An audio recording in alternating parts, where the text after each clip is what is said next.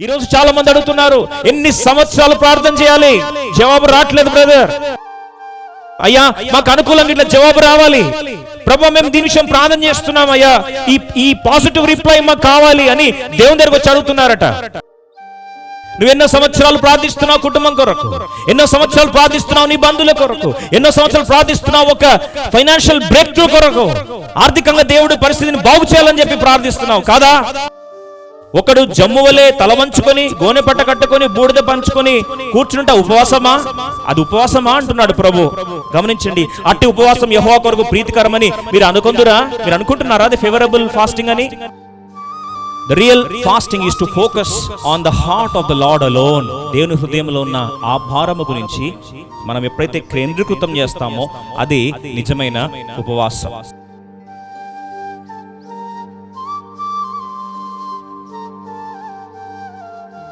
What is the right kind of fasting?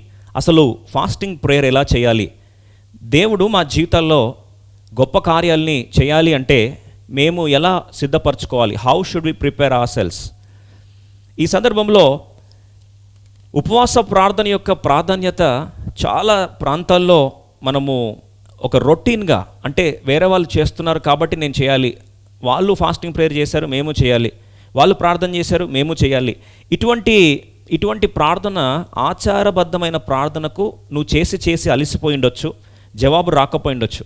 కానీ జీవితంలో ఉపవాస ప్రార్థన ఎంత ప్రాముఖ్యమైందనేది ఈ రాత్రి ఎలా చేయాలి, దాని ప్రాముఖ్యత ఏంటి, ఎన్ని రకాలు ఉన్నాయి, how many types are there, దాని రైట్ ప్రొసీజర్, నిజంగా అద్భుతాలు ఆశ్చర్యకార్యములు మన జీవితంలో చోటు చేసుకోవాలంటే మనకు కావాల్సిన సిద్ధపాటు కూడా ఈ రాత్రి పరిచయించాలని ఆశపడుతున్నాను. కాబట్టి ఈ రాత్రి మొదటి ప్రశ్నగా యేసుక్రీస్తు ప్రభువారి దగ్గరికి వచ్చిన శిష్యులు, యేసు ప్రభువారు లేని సందర్భంలో ఒక చాందర రోగం పట్టిన వాడిని తన తండ్రి ఆ ప్రాంతం తీసుకొచ్చి శిష్యుల దగ్గరికి తీసుకొచ్చి, అయ్యా మీరు స్వస్థపరచండి, నా బిడ్డ ఈ విధంగా తనకు తెలియకుండానే అగ్నిలో పడిపోతున్నాడు, తెలియకుండానే తను ఈ యొక్క వేదన చేత బాధపడుతున్నాడని వారు విజ్ఞప్తి చేసి, తెలియకుండానే మంటల్లో పడిపోతున్నాడు, పొదల్లో పడిపోతున్నాడు, ఈ రకంగా చాంద్రరోగంతో బాధపడుతున్నాడయ్యా, దయచేసి స్వస్థపరచండి అని యేసుప్రభు శిష్యుల దగ్గరికి ఆ తండ్రి తీసుకొని వస్తే వీరందరూ ప్రయత్నించారు. బాగా వినండి, అందరూ ప్రయత్నించారు. ఒక్కొక్కరు వారి ప్రొఫెషనల్ స్కిల్స్ అంతా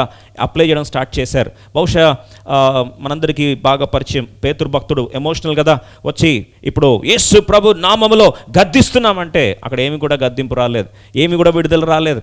అటు తర్వాత యేసు ప్రభు రొమ్మున అనుకున్న యోహాను భక్తుడు, యేసు ప్రభు నేను చాలా క్లోజ్ కదా కాబట్టి యోహాను భక్తుడు కూడా ట్రై చేసి ఉండొచ్చు, యేసు ప్రభు వారు రొమ్ము దగ్గర కూర్చుని ఆనుకోనుండి ఇప్పుడు యేసు ప్రభు నేను చాలా క్లోజ్ కాబట్టి నేను ప్రార్థన చేస్తే స్వస్థత వస్తుందని చెప్పి బహుశా అనుకున్నాడేమో. అటు తర్వాత బహుశా క్యాలిక్యులేషన్స్, ఈ యొక్క ఫిలిప్ బాగా చాకచక్యం గలవాడు, గణాంకాలు మ్యాథమెటిక్స్ బాగా వచ్చినవాడు, లెక్కలేస్తూ ఎప్పుడు స్టార్ట్ అయింది ఏంటి ఎలా క్యాలిక్యులేషన్స్ అన్ని స్టార్ట్ చేసి దాన్ని విడుదల పొందాలని ప్రయత్నించాడు, కానీ కుదరలేదు. ఈ రకంగా బహుశా ఇస్కరియోతు యూదా డబ్బు సంచి చూపించి ఆయనను బాగు చేయాలని ప్రయత్నించాడేమో, అది కూడా కుదరలేదు.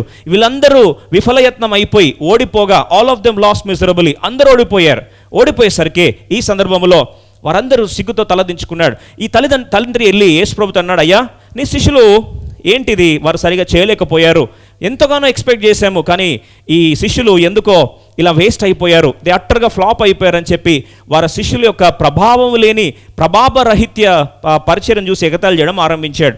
అటువంటి పరిస్థితుల్లో వీరు చాలా గాయపరచబడిన వారై ఆ తండ్రి వెళ్ళిపోయిన పిమ్మట, ప్రజలందరూ వెళ్ళిపోయిన పిమ్మట ప్రైవేట్గా ఒంటరిగా శిష్యులు కేవలం యేసుప్రభు దగ్గరికి వెళ్ళి, అయ్యా ఈ మర్మం ఏంటో మాకు బయలుపరచు, ఎందుకు మేము వెళ్ళగొట్టలేకపోయాం, ఎందుకు మా వల్ల కాలేదయ్యా, మాకు దయచేసి ప్రభావసహితమైన జీవితం, ప్రభావసహితమైన పరిచర్య, ఒక ఎఫెక్టివ్ మినిస్ట్రీ చేయాలని మేము ఆశపడుతున్నామయ్యా, దయచేసి మాకు బోధించని యేసుక్రీస్తు ప్రభు వారి యొద్దకు వచ్చి వారు అడిగినప్పుడు క్రీస్తు ప్రభు వారు వారికి జ్ఞాపకం చేస్తూ మార్కు సువార్త 9వ అధ్యాయం 28-29 వచనాన్ని అందరము కలిసి చదువుకుందాం. 28-29 ఇంగ్లీష్ బైబిల్లో చూడడానికి ప్రయత్నిస్తాం, తర్వాత తెలుగు బైబిల్లో మనం చదువుదాం. 28-29. And when he was come into the house, his disciples asked him privately, why could not we cast him out? యేసు ప్రభువు వారి దగ్గరికి శిష్యులు వచ్చి అడిగారు, అయ్యా ఎందుకు మేము తరమలేకపోయాము, ఎందుకు మేము వెళ్ళగొట్టలేకపోయాము అని శిష్యులు అడిగినప్పుడు 29వ వచనం ఇంగ్లీష్లో 29th verse. And he said unto them, this kind can come fourth by nothing but by prayer and fasting. ఎలా వస్తుందంటండి? ఎట్లా పడితే అట్లా జరగదు ఇది. తెలుగులో ప్రార్థన వలననే కానీ మరి దేని వలనైనా ఈ విధమైనది వదిలిపోవట అసాధ్యమని వారితో చెప్పాను. ఎటువంటి ప్రార్థన? ఇక్కడ ఇంగ్లీష్ బైబిల్లో చూస్తే ఫాస్టింగ్ ప్రేయర్ గురించి ఇక్కడ రాస్తుంది. అయితే ఇప్పుడు నిజమైన ఫాస్టింగ్ ఏంటి? What is the real kind of fasting? ప్రియ సోదరి సోదరుడా, ఇది తెలుసుకోకుండా ఎన్నెన్నో సంవత్సరాలను వృధా చేసుకొని వేస్ట్ చేసుకుంటున్నట్లయితే మరొకసారి దేవుని దాసుని జ్ఞాపకం చేస్తున్నాను. సంవత్సరాలు శరీరాన్ని నలగొట్టుకున్నాం, సంవత్సరాలు ఫాస్టింగ్ ప్రేయర్ చేసావు, జవాబు రాలే. ఈరోజు అలాంటి పరిస్థితులు ఉంటే రైట్ కైండ్ ఆఫ్ ఫాస్టింగ్ ఏంటో మనము వాక్యాధారితంగా చూడడానికి ప్రయత్నిస్తాం. అప్పుడు యేసుప్రభు అంటున్న మాట, ఇది ఎలా పడితే అలా పోదండి, ఇది కొన్ని మొండి దయ్యాలు ఉంటాయి, ఇవి పోవడానికి ఏం కావాలంట?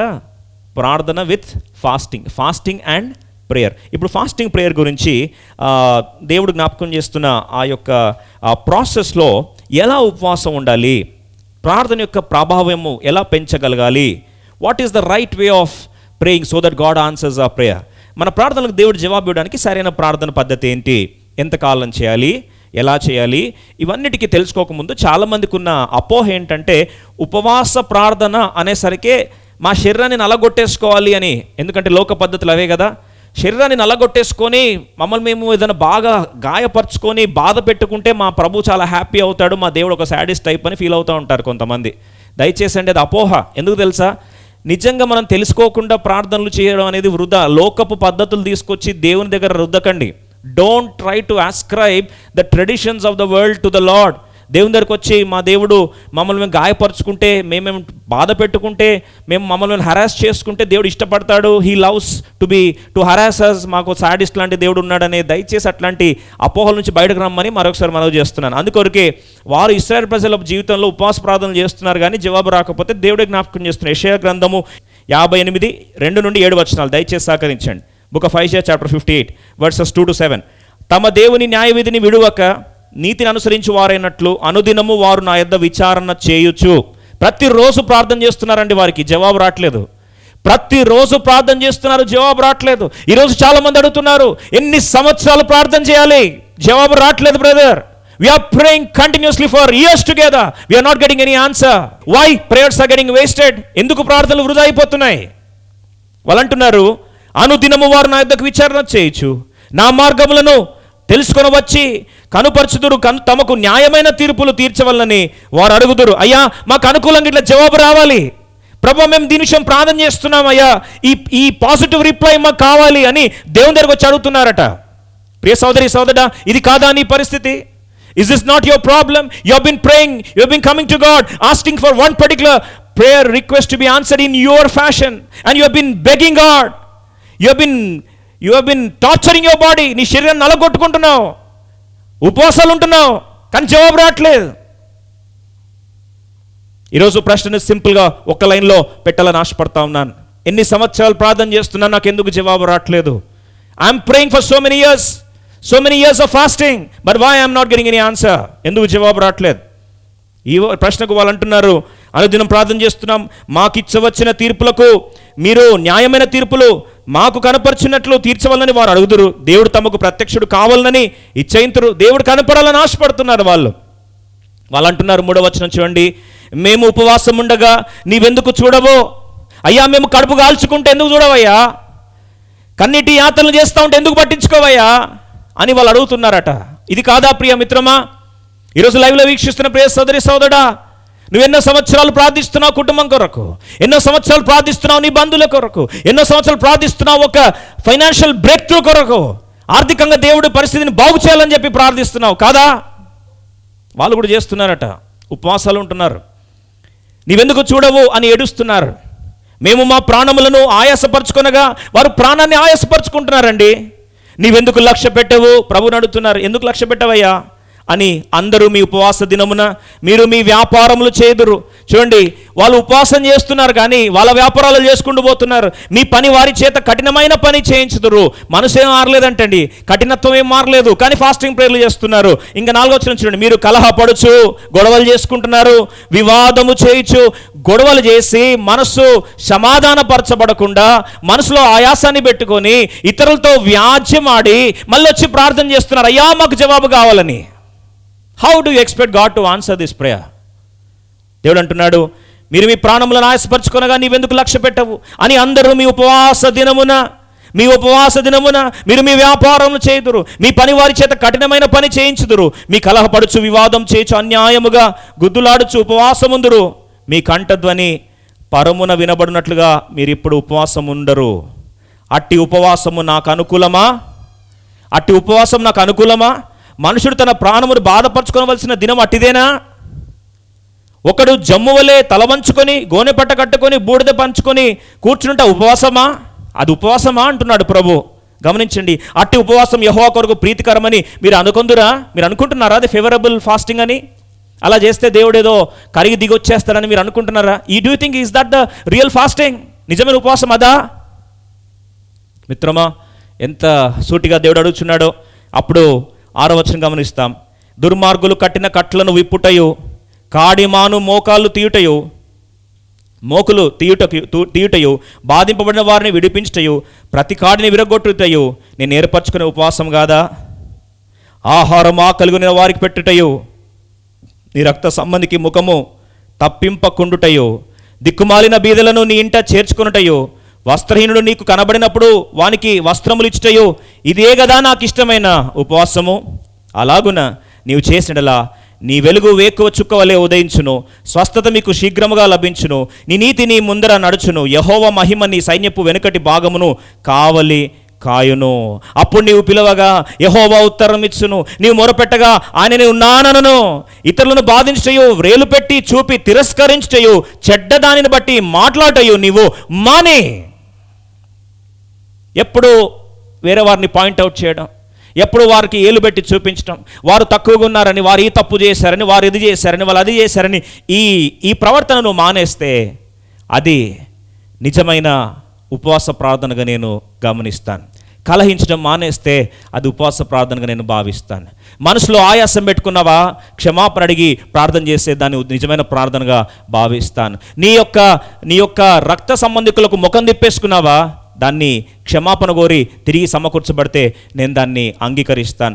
10వ వచనం, ఆశించిన దానిని ఆకలిగొనిన వానికి ఇచ్చి శ్రమపడిన వానిని తృప్తిపరచినడలా చీకట్లో నీ వెలుగు ప్రకాశించును, అంధకారం నీకు మధ్యాహ్నం వలె ఉండును. రాత్రి చీకటిగా ఉందని అందరూ అంటా ఉంటే నీకు అది మిట్ట మధ్యాహ్నంలా కనిపిస్తుంది. ఇలా చేస్తే యెహోవా నీ నిత్యం నడిపించును, క్షామకాలం ఆయన నిన్ను తృప్తిపరచి నీ ఎముకలను బలపరచును, నీవు నీరు కట్టిన తోట వలను ఎప్పుడును ఉబ్బుకుచుండు నీటి వలను ఉందువు.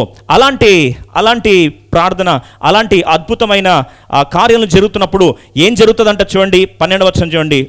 పూర్వకాలం నుండి పాడైపోయిన స్థలములను నీ జనులు కట్టెదరు, సమకూర్పిస్తాను, నాశనం నుండి సమకూరుస్తాను. అనేక తరముల క్రిందట పాడైపోయిన పునాదులను నీవు మరలా కట్టెదవు. కూలిపోయిన ప్రాకారాలను దేవుడు కడతాడట. ఏదైతే నువ్వు నష్టపోయావో ఆర్థికంగా, మానసికంగా, భౌతికంగా, ఆధ్యాత్మికంగా నువ్వు నష్టపోయిన ప్రాంతాలన్నీ కూడా తిరిగి దేవుడు కట్టడం ఆరంభిస్తాడు. ఇది నిజమైన ఉపవాసం. This is the real fasting అంటున్న ప్రభు అంటున్నాడు. ఇంకా ముందుకెళ్ళి గమనించినట్లయితే, మరలా కట్టెదవు, విరగబడిన దానిని బాగు చేయువాడవనియు, దేశంలో నివసించినట్లుగా త్రోవలు సిద్ధపరచువాడవనియు నీకు పేరు పెట్టబడును. అక్కడ రాస్తూ ప్రభు జ్ఞాపకం చేస్తుంటాడు, నీకు ఎక్కడెక్కడైతే అవమానం వచ్చిందో, ఎక్కడెక్కడైతే తల దించుకోవాల్సిన పరిస్థితి వచ్చిందో ఆ ప్రాంతాలన్నీ కూడా తల ఎత్తుకునేవాడిగా చేస్తాను. పాడైపోయిన ద్వారాలన్నీ కూడా తిరిగి నిర్మిస్తాను. ఈ సమకూర్పు కార్యాన్ని నేను చేయబోతున్నాను. ప్రియ సోదరి సోదరుడు, అందుకొరకే నిజమైన ఉపవాసం అంటే ఏం తెలుసా అండి? మన శరీరాన్ని నలగొట్టుకోవడం కాదండి. చాలాసార్లు అందరికున్న భావన ఏంటంటే real fasting is punishing hour flesh. మన శరీరాన్ని మనము బాగా నొప్పి చేసుకోవాలి, గాయపరచాలి, బాధ పెట్టాలి. దయచేసి మిత్రం, అది కాదు. That is not real fasting. That is not real fasting. మన నిజమైన ఉపవాసం ఏంటంటే మన హృదయము దేవుడు ఏది ఆశిస్తున్నాడో, seeking the heart of the Lord, దేవుని యొక్క హృదయముతో మన హృదయము మమేకం అవ్వడమే నిజమైన ఉపవాసం. రెండవది, to take our eyes of the world. లోకరీతిగా ఆలోచిస్తున్న మనము ఉపవాసం అంటే ఆ లోకరీతిగా ఆలోచిస్తున్న ఆ యొక్క గమనికను తిరిగి ఆత్మ సంబంధమైన వాటి వైపు త్రిప్పడమే నిజమైన ఉపవాసం. The real fasting is to focus on the heart of the lord alone. దేవుని హృదయంలో ఉన్న ఆ భారము గురించి మనం ఎప్పుడైతే కేంద్రీకృతం చేస్తామో అది నిజమైన ఉపవాసం. మూడవది, real fasting is not to punish hour flesh but to redirect the focus unto the lord. నిజమైన ఉపవాసం అనేది శరీరాన్ని నలగొట్టుకోవడం కాదు, అది దేవుని వైపు మన యొక్క గురిని, మన యొక్క కేంద్రీకృతమైన మన యొక్క గురిని దేవుని వైపు త్రిప్పడమే. The redirecting our focus unto the heart of the Lord. దేవుని యొక్క హృదయంలో భారం ఏంటి అని మనము ఆయన హృదయాభిలాషకు ప్రథమ పీట వేయడమే నిజమైన ఉపవాసం. అందుకొరకే సరైన ప్రార్థన సమయంలో మనం ఎప్పుడైతే ఇవన్నీ కూడా సరి చేసుకొని సమ్మతిపరచుకొని ఇతరుల దగ్గర ఒకవేళ మనం ఇంకా బలిపీఠం దగ్గరకు వచ్చి ప్రార్థన చేస్తూ ఇంకా సహోదరుల మీద మనకి ఇంకా ఆయాసం ఉన్నట్లయితే అది సరి చేసుకొని క్షమించిన వారమై చేర్చుకున్న వారమై క్రీస్తు మనస్సు ఏ విధంగా పరితపిస్తుందో ఆ క్రీస్తు మనసుకు రావాలి అంటే మనం ఎంతగానో తగ్గించుకోగలగాలి. మన అహము ఛిద్రం చేయబడాలి. మనకున్న ఆ సెల్ఫ్ అనేది నాశనం చేసుకోవడానికి ఇష్టపడకపోతే అది ఫాస్టింగే కాదు. కొంతమంది మొండికేస్తారు, ఫాస్టింగ్ చేస్తారు. మొండికి అంటే ఎవరితో గొడవపడి దేవుడు పగ వారి మీద సాధించాలని చెప్పి వారి మీద వెంజన్స్ పెట్టుకొని ప్రార్థన చేస్తారు. అట్లాంటి ప్రార్థన జవాబు వస్తుంది అంటారా? దేవుడు అంటున్నాడు ఆయన హృదయంతో మమేకం చేసుకోవడమే నిజమైన ఫాస్టింగ్. అలాంటి ప్రార్థన చేస్తే కూలిపోయినది, పాడైపోయినది సమస్తము సమాధానపరచబడిన చేసిన తర్వాత చేసే ప్రార్థన దేవుడు తిరిగి సమకూర్పుని ఏం చేస్తాడు? దయచేస్తాడు. God will give you real restoration, real breakthrough, real deliverance. అందుకొరకే ఎలా చేయాలండి? Right kind of prayer. 10 మాటలు మనం చూస్తాం. యేసుక్రీస్తు నామంలో ప్రార్థించాలి. యోహాను సువార్త 14. కాబట్టి రెఫరెన్స్ రాసుకోండి, లేదా నోట్స్ ఉంటే నోట్స్ రాయడం కూడా ప్రయత్నించండి. Johne's gospel chapter 14:14. నిజమైన ప్రార్థన యేసు ప్రభు నామములోనే నువ్వు ప్రార్థించాలి.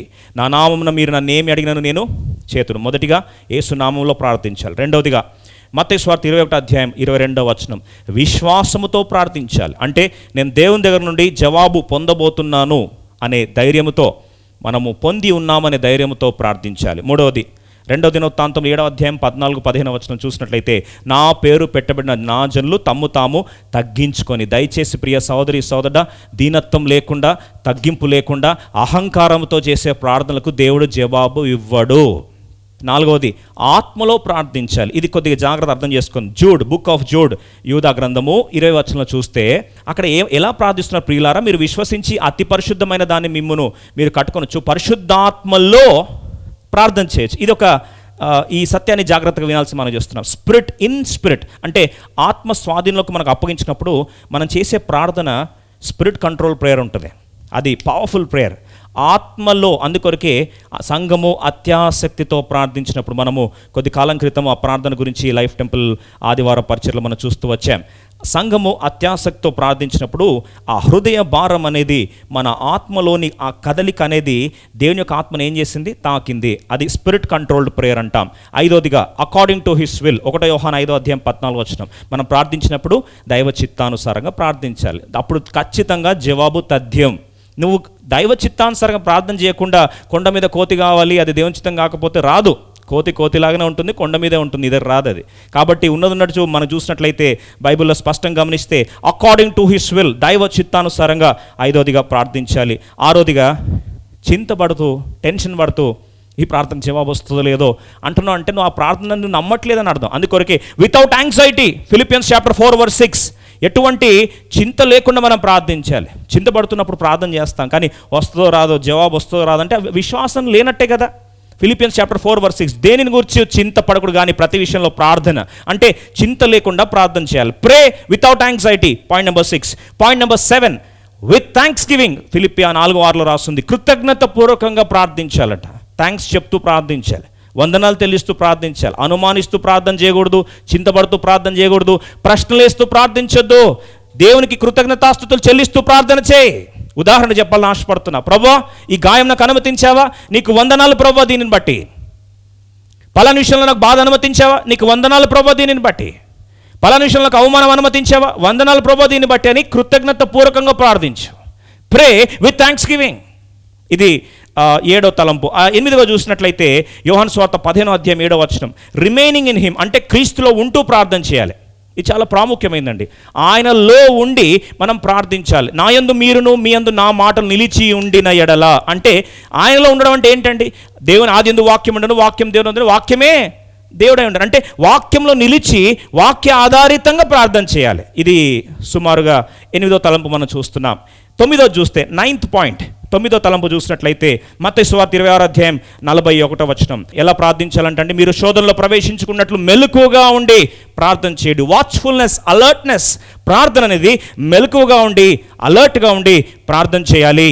ఆత్మసిద్ధమి కానీ శరీరము బలహీనం. అంటే ఇంకో మాటలో, శరీరము బలహీనమైనప్పటికీ శరీరాన్ని జయించగలిగి, శరీరము ఆధ్వర్యంలో కాకుండా శరీరాన్ని నలగొట్టడానికి ఇష్టపడి ఆత్మను బలపరచబడానికి ఇష్టపడుతూ అట్లాంటి ప్రార్థన మెలకువగా ఉండి చేయాలని దేవుడు జ్ఞాపకం చేస్తున్నాడు. 10వదిగా మత్తయి సువార్త 18వ అధ్యాయం 19వ వచనం. ఇద్దరు భూమి మీద ఏది బంధిస్తే అది పరలోకమందు నేను దాన్ని బంధిస్తాను. In agreement. ఇంకొక మాటలో ఏకత్వంతో ప్రార్థించారు. మీరు మీలో ఇద్దరు తాము వేడుకొను దేనిని గురించి అయినను భూమి మీద ఏకీభవించిన ప్రార్థన. అంటే ఇద్దరు ప్రార్థన చేస్తున్నారు అనుకోండి, నీ మనసులో ఒకటి ఉంది, ఆ మనసులో ఇంకోలో ఉంది. ఇద్దరు ప్రార్థన చేస్తే దేవుడు జవాబు ఇవ్వడు. అగ్రిమెంట్ ఆఫ్ స్పిరిట్ అంటారు. అంటే ఇద్దరు కలిసి ఐక్యపరచబడి ఒకే దాని గురించి కలిసి ఏకీభవించి ప్రార్థిస్తే భూమి మీద ఏది బంధిస్తే పరలోకంలో బంధిస్తా అన్నాడు దేవుడు. చాలా ప్రాముఖ్యమైన సత్యం అండి ఇది. చాలామంది అంటారు ఒంటరి ప్రార్థన చాలా శక్తివంతమైనవని. కానీ దేవుడు ఏమో ఇక్కడ ఇద్దరు ముగ్గురు ఎందుకు చెప్పాడు? ఇద్దరు కలిసి చేసే ప్రార్థన చాలా శక్తివంతమైంది. ఒంటరి ప్రార్థన జవాబు రాదని కాదు, వస్తుంది. వేరే వాళ్ళు లేనప్పుడు ఏం చేస్తాడు దేవుడు? అర్థం చేసుకుంటాడు. కానీ ఇద్దరు అగ్రిమెంట్ ఆఫ్ ద స్పిరిట్, ఇద్దరు కలిసి ఎలా ప్రార్థిస్తే, ఏకీభవించి ప్రార్థిస్తే దేవుడు జవాబు ఇస్తాడు. కొంతమంది అంటారు నేను ఒంటరి వాడిని ఉన్నానంటే ఇంట్లో అంతా అన్యులు ఉన్నారు కదా. అంటే టెక్నాలజీ లేదా? ఫోన్ ఉంది కదా. ఫోన్ ఉంది, కలిసి ఫోన్లో ఒకవేళ పరిస్థితి, ఇట్లాంటి పరిస్థితి ఒకవేళ కలిసే ప్రయత్నం లేకపోతే, ఇప్పుడు లైవ్లో వీక్షిస్తున్న రీతిగా కలిసి ప్రార్థన చేయొచ్చు. ఫోన్లో, జూమ్లో ఇలా ఎన్నో రకాలుగా ఉంది. ఏకీవించి చేసే ప్రార్థనకు జవాబు